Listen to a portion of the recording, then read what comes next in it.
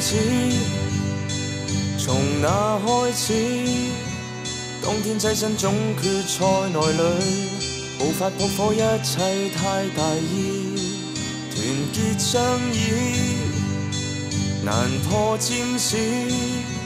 即使哈登一再說願意，難以給他固有位置，逼不得交易令哈登喪志。一天天經歷練出他鬥志，強勢宗旨何以驅使 ？KD 終於不再作嘗試，投向對手一切也願意。時勢的士仍有宗旨 ，Westbrook 擔當一切那大志。提到 KD 滿滿敵意，一生當兄弟或許得那次，不歸的分裂讓種種過節再開始，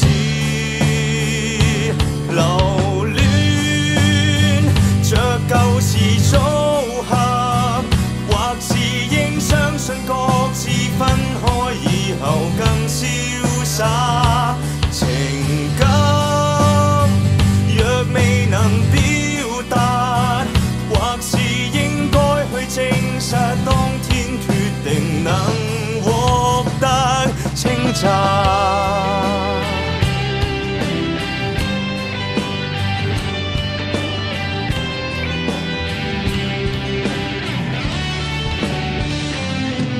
回去得到，前去征討，珍惜今天，相信這命數，朝向冠軍不要缺情操。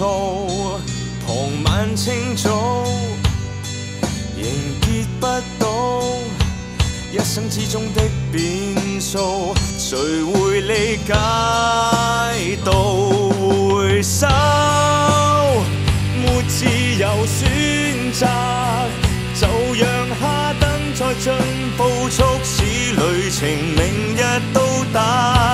強者並未曾倒下，立誓將傷痛報復 Westbrook 血型還未冷，聯手